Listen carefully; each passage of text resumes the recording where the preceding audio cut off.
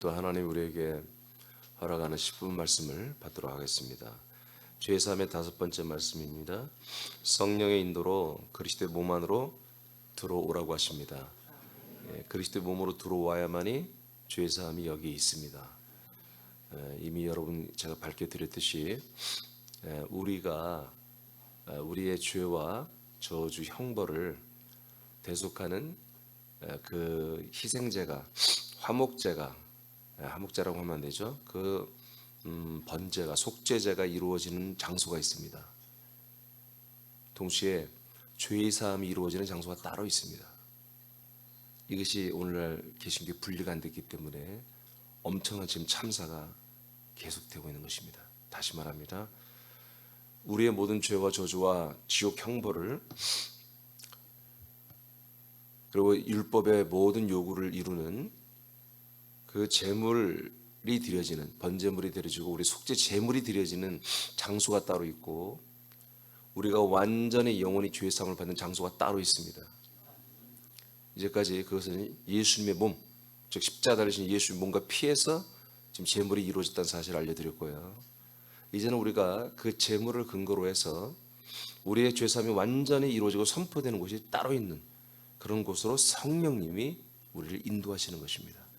내가 예수님이 그렇게 나의 모든 죄에 제물이 되어주시는 완전히 믿고 결단하고 나도 옛사람은 그와 같이 십자가 달려 함께 죽고 내가 심판받고 버려져야만이 율법이 이루어지고 내 양심의 법이 이루어지고 또 하나님의 약속을 지키지 않았던 그 죄까지 완전히 영원히 죄를 완전히 속량하고 완전히 제물을 드렸다, 죄값을 드렸다고 하는 그 장소가 십자가였습니다.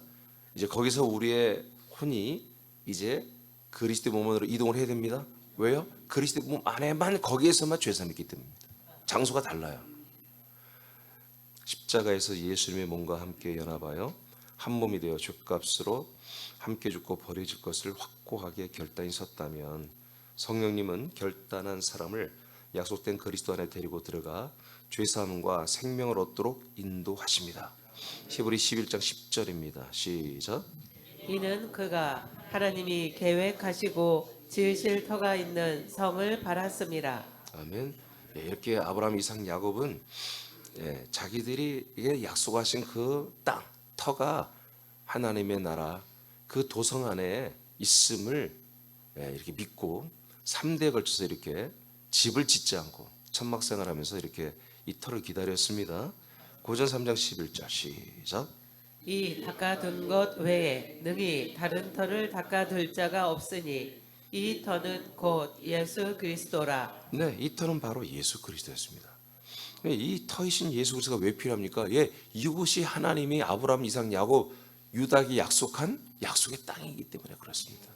이곳에 들어와야 영원한 죄사함이 있고 이곳에 들어와야 영원한 하나님의 아들, 약속의 자손을 얻을 수가 있기 때문입니다.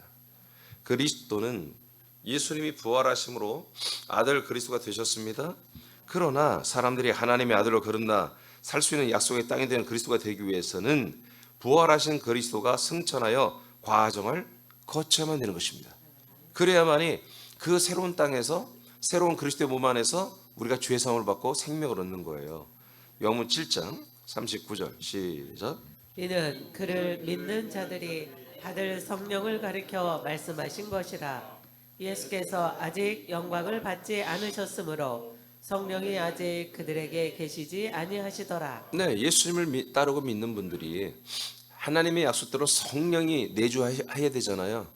근데 예수님을 좀 따른 제자들에게 아직 한 명도 성령이 들어오지 않았다는 거예요. 그것은 뭡니까? 이 성령은 그냥 이렇게 예수님을 따르기만 다 성령 받고 하는 게 아니라 반드시 예수가 죽고 부활하고 부활해서도 안 되는 거예요. 승천하여 우리의 약속된 아들 그리스도로 올 때 그때 성령이 오시는 거예요. 그러니까 십자가 달린 예수님을 믿었더니 성령이 내가 충만해졌다. 여러분 그 성경대로 맞지가 않는 거예요. 그럴 수가 없는 거예요. 성령님이 바깥에서 역사하는 거죠.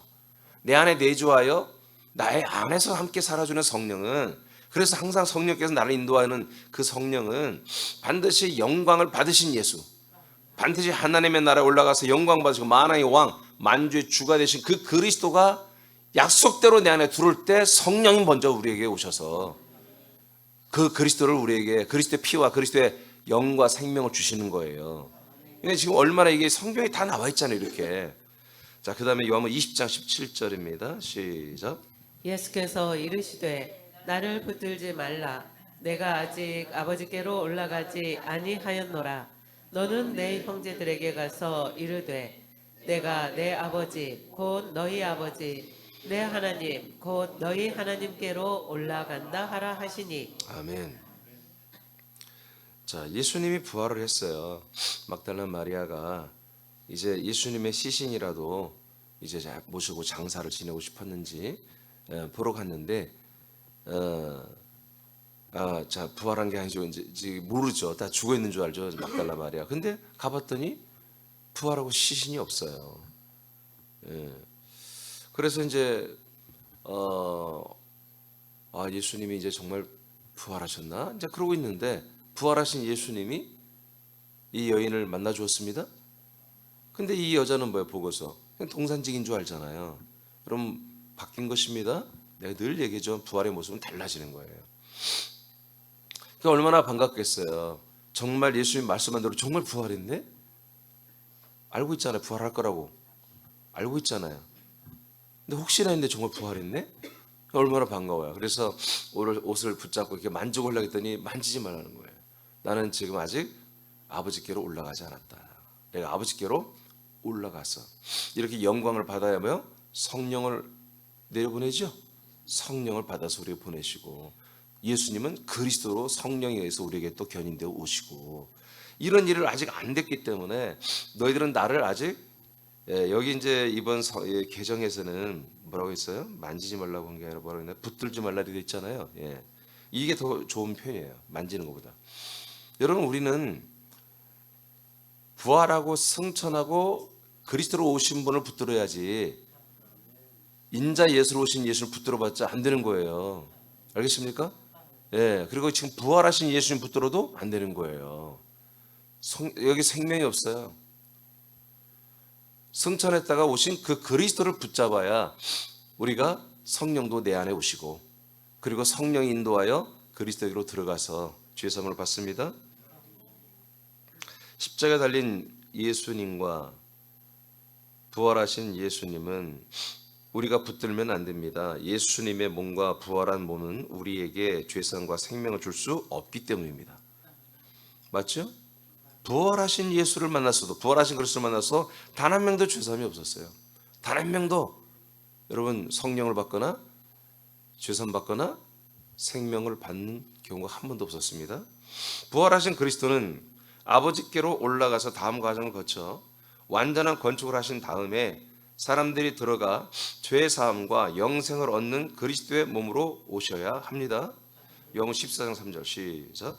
가서 너희를 위하여 거처를 예비하면 내가 다시 와서 너희를 내게로 영접하여 나 있는 곳에 너희도 있게 하리라. 그래서 예수님이 승천했다가 돌아오는 그 형태가 뭐냐?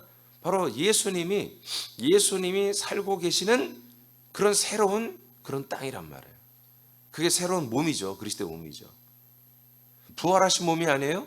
승천하신 영광을 받으신 몸이에요. 삼일째 하나님의 몸입니다. 이 몸 안에 예수님이 살아계시고 그리고 예수님이 우리를 영접하여 이 안에 우리를 다 데리고 들어와서 함께 사는 이런 아주 새로운 땅, 약속의 땅이 드디어 이 프로젝트를 이 신도시를 하나님이 발표를 한 거예요. 예수님이. 자, 14장 이어서 16, 17절 시작. 내가 아버지께 구하겠으니 그가 또 다른 보혜사를 너희에게 주사 영원토록 너희와 함께 있게 하리니 그는 진리의 영이라. 세상은 능히 그를 받지 못하나니 이는 그를 보지도 못하고 알지도 못함이라. 그러나 너희는 그를 아나니 그는 너희와 함께 거하심이요 또 너희 속에 계시겠음이라. 아멘. 그러니까 예수님이 우리 안에요. 우리가 예수 그리스도 안에 그리고 그리스도 안에는 성부 안에 이렇게 우리가 함께 사는 이것이 이루어지려면 그냥 예수님이 부활하여 그리스도가 되고 그리스도로서 올라가서 영광받은 그리스도의 몸이 되어서 우리에게 막내 이게 아니라 이것을 성령님이 주관하는 거예요. 성령님이 거처를 가지고 오는 거예요. 아멘. 그래서 그 거처로 우리를 인도해 주는 거예요. 성령님이. 인도해서 그 안에 들어가도록 성령이 역사하는 거야. 근데 어떻게?